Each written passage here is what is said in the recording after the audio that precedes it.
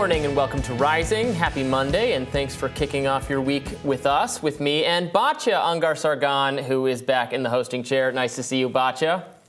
Great to see you, Robby. Good morning. Good morning. All right, why don't we get right into it? Tell us what we're talking about today. Yes, well, President Biden returned from Eastern Europe on Friday and was immediately asked whether he'd be making a trip to the site of Norfolk Southern's derailment in East Palestine, Ohio. Here's what he had to say. At this moment, not. I did a whole video. What the hell? On Zoom. All I can every time I think of Zoom, that song of my generation. Who's zooming who? Wait. Let me answer the question. The answer is that I had a long meeting with my team and what they're doing. You know, we were there 2 hours after the train went down. 2 hours. I've spoken with every single major figure in both Pennsylvania and in Ohio. And so the idea that we're not engaged is just simply not there. And initially there was not a request for me to go out, even before I was heading over to Kyiv. So I'm keeping very close tabs on it. We're doing all we can.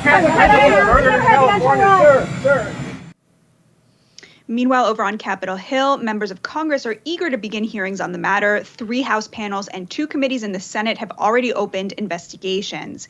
On Friday, Republicans on the House Oversight Committee sent a letter vowing to investigate Transportation Secretary Pete Buttigieg over his, quote, slow pace in responding to the derailment.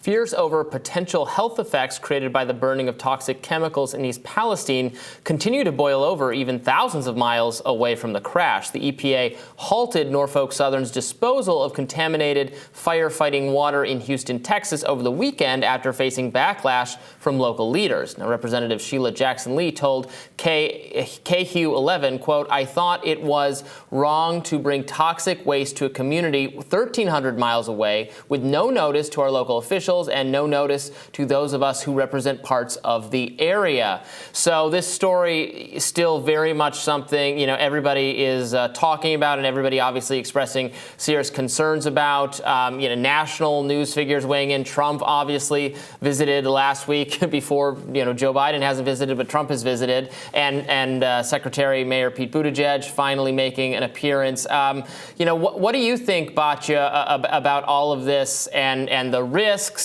and what should be done?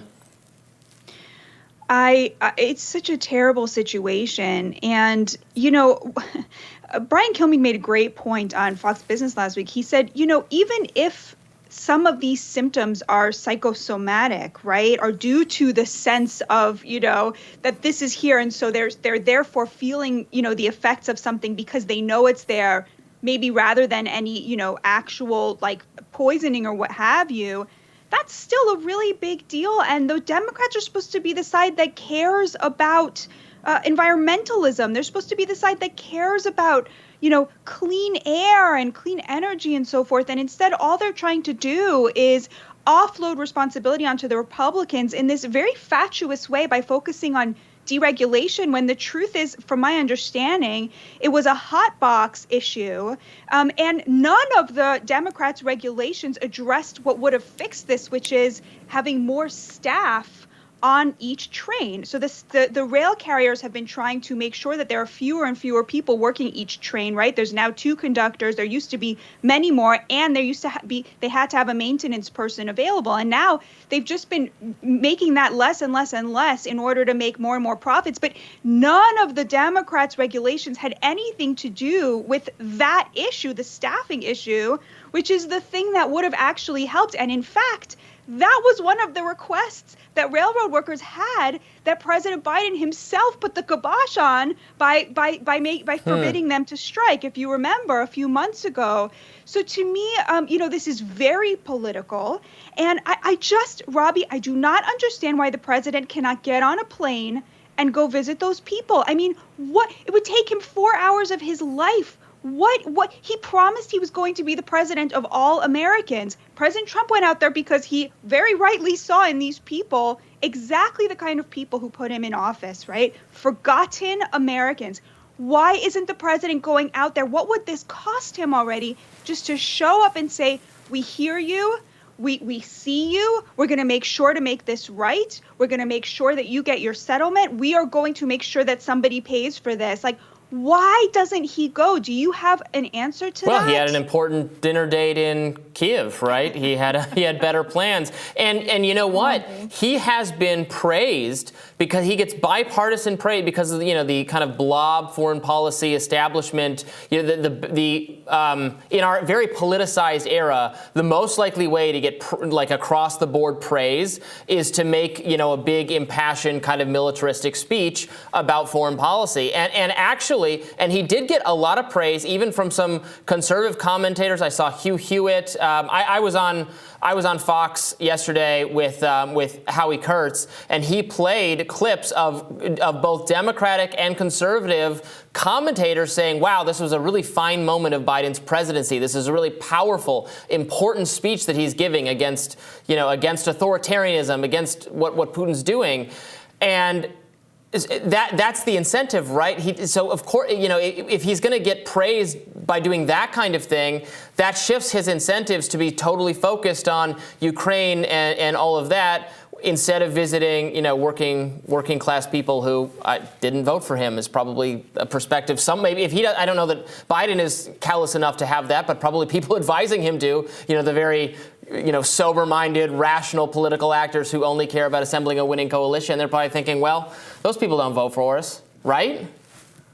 I mean, and I think that what you're pointing to is something that I'm always saying ad nauseum, which is that the real divide is not over left versus right, because as you rightly point out, Robby, there is an infinite wealth of support for foreign policy interventions among elites of both parties. The real divide is between the elites and the working class. And these East Palestine residents, they exactly epitomize the kind of people who used to be Democratic stalwarts, right? Working class Americans who make, $45,000, $55,000 a year on average, own their own single family homes, working class Americans striving for a middle class life, who now are solidly Republican because the Democrats abandoned that exact way of life, that exact type of community, in order to cater to college educated elites who love things like foreign interventions, who love things like, endless support for Ukraine, obsession over Ukraine's borders, while opening our borders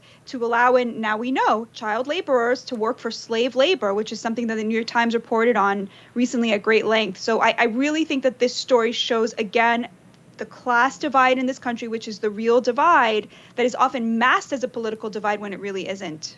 Well, environmental activist Erin Brockovich spoke to CBS News about the derailment. Let's hear some of that.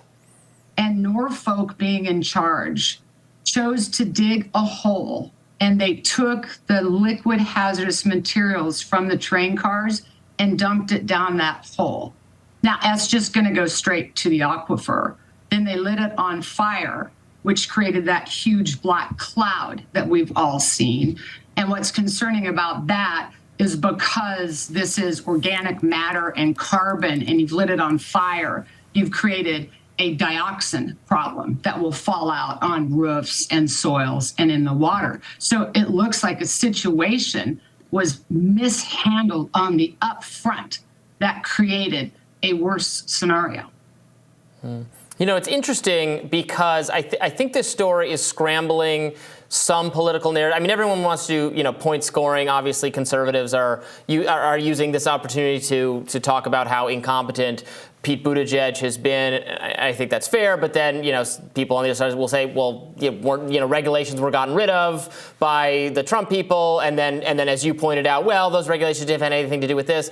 But so the EPA, for instance, has said, well, the water is safe to drink in East Palestine, and I'm thinking, well, I don't necessarily trust everything the EPA says, and in fact, the EPA is often, from my perspective and from the perspective of a lot of people on the right, a barrier to economic progress, or a barrier to progress of any kind, because they want environmental action reports that would stop you from developing anything or having any kind of industrial work that would literally destroy jobs. Now, so I don't have a lot of faith necessarily in the EPA, but so the EPA says, the water's perfectly safe to drink. We can drink it. You can drink it. And I think maybe some liberals, some progressive Democrats who've made the trust the experts, trust the science as their mantra. And now they're saying, wait, I don't know about that water. I don't think I'm ready to drink it. I'm like, well, the experts say it's fine. You know what I mean? I think that's such a great point. There's certain times when it becomes very clear how important it is that the average American have a modicum of respect and trust for our institutions. And this is when it becomes so clear how woke capture by leftist elites of important institutions like the EPA or like the CDC, right? How woke capture of these elite institutions actually ends up costing lives and harming people because average people no longer trust these institutions to have their best interests at heart. I completely understand why these people are saying, how can you tell me that this is safe when I can take a stick and go like this in this river and see that it's full of chemicals? And now we know that in Texas, there's bottled water that they're pulling off the shelves because it was bottled 20 miles away from East Palestine, right? We know that this has become a huge story. And what Aaron Brockovich pointed out was that a lot of the problems we're seeing now did not come from the train derailment, but from the response to it, right? By the way that they chose to respond to it, by burying it and lighting it on fire. And I mean, if that was not the responsibility of Pete Buttigieg, where is he demanding accountability? I think that's another thing you really saw last week was how so many of these people, are pure careerists. Pete Buttigieg is in that job as a pure career move.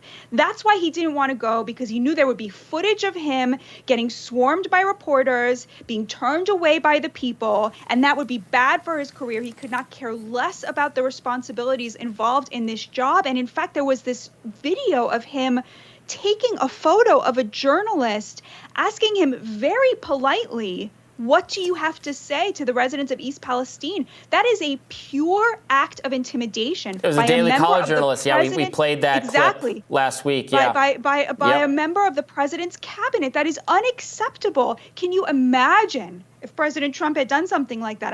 The outrage from the media. But of course, nobody cared because it was a Democrat doing it to a conservative media outlet. This whole thing has just laid bare so many of the divides in our country. Yeah, I think it shows you that Secretary Buttigieg he has to actually work, and I think he's frustrated about it. I think he's annoyed that this position demands actual expertise that he maybe doesn't have and a lot of hard work, and is not going to be this kind of cushy, easy stepping stone to what I assume is going to be a future presidential run or maybe a Senate run. I know he's relocated to my home state of Michigan, and there's going to be a Senate seat coming up in there, so we'll have to see.